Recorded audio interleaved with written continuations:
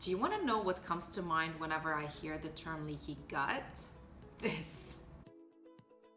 Jokes aside, leaky gut has been a hot debate amongst professionals for a number of years now.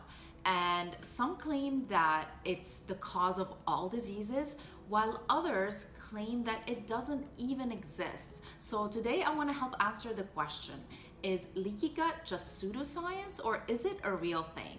To help uncover this, let's first take a look into our gut.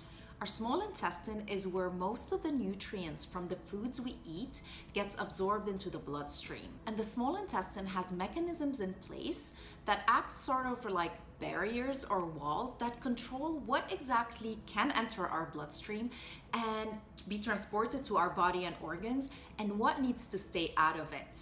Just as an example, if these were our intestines, we have some tight junctions that help to only allow what we need to go into our body, so water and nutrients.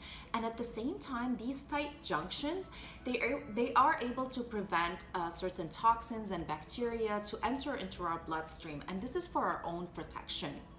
So in a sense, if you think about it, we all do have some degree of leakiness because we need this. We need these junctions and these little openings to be able to absorb the nutrients from all of the food we eat. Now just imagine that you get something like this hard brush and you use it to scrub your skin, but really roughly. What would happen to your skin? Like if you were scrubbing this on and on and on, eventually you might cause some damage, you might have some skin irritation, and what might happen is that this would become more sensitive, as well as you may become more prone to infections if there is an open wound. So the same exact thing can actually occur inside the gut.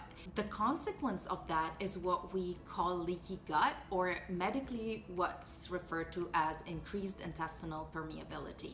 We know that increased intestinal permeability is present in conditions such as Crohn's, IBS, celiac disease, metabolic syndrome, and possibly some autoimmune conditions. So just like the rusty pipe that we started with, or this brush, if there's something that is continuously irritating or causing damage to our intestines, the barrier loses its function. So this tight junction barrier would perhaps widen and would allow larger particles, including bacteria and toxins, to enter the bloodstreams, and those are not supposed to be there. Now, it's important to understand that this doesn't always equate to a condition or a disease, but some of the symptoms associated with leaky gut include digestive issues such as gas and bloating, multiple food sensitivities, as well as tiredness and skin conditions. But it's also a bit of a chicken or egg scenario, as in, is it the food sensitivity that is contributing to the leaky gut, or is the leaky gut a result of the food sensitivity? What I believe in is that it's all interrelated. So you can't just look at one variable, you have to sort of look at the whole picture. Leaky gut is also sometimes a response to a trigger, such as gluten in people with celiac disease. When that trigger is removed, the intestinal barrier typically regains its function. Genetics, excessive alcohol consumption, and chronic stress are definite contributors to leaky gut, as well as certain medications such as non-steroidal anti-inflammatory drugs, or NSAIDs. A common one is ibuprofen. The overuse of antibiotics as well can contribute to an imbalance in the gut flora, which is another contributor to leaky gut.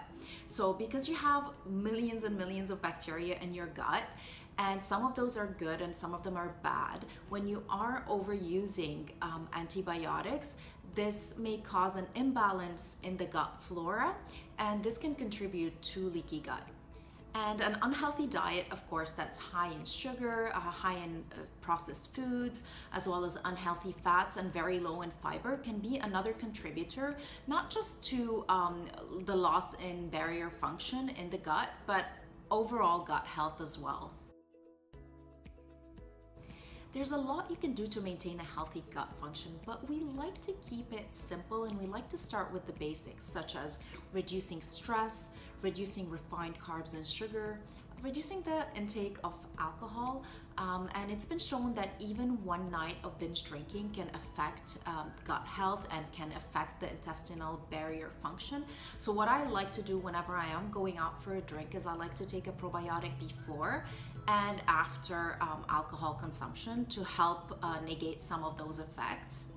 And of course, eat plenty of fruits, veggies, greens, and fiber that are so important for the health of our gut. Really, if we just started with the food, we could just do so much for our gut health and for our overall health, and we don't really need to resort to supplements. So you might see a lot of marketing gimmicks and supplements on the market that are promising to heal leaky gut, when in fact you have to be very careful. So there are some proven supplements, but if you are looking into supplementing for gut health, make sure that you speak to a qualified healthcare professional that will be able to help you make a better choice.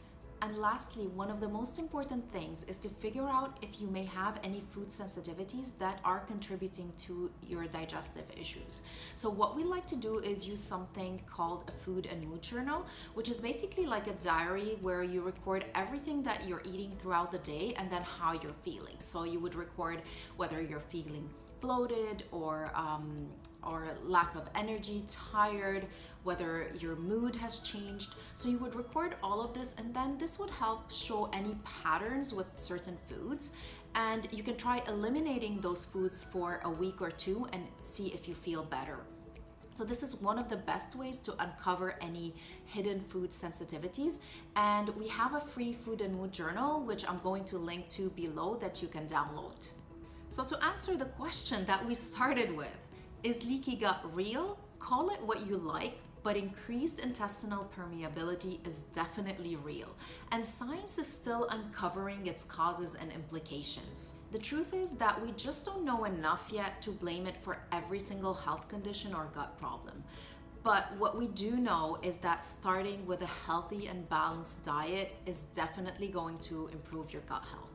You will find a list of the top 25 foods rich in probiotics and prebiotics that are so important for gut health linked below. So make sure to download that. If you like this video, make sure to give us the thumbs up. And don't forget to subscribe to our YouTube channel by hitting the red subscribe button, as well as the little bell button that would ensure that you get notifications every time we have a new video on gut health and any of our upcoming series that are rich in probiotics and prebiotics, which are so important for gut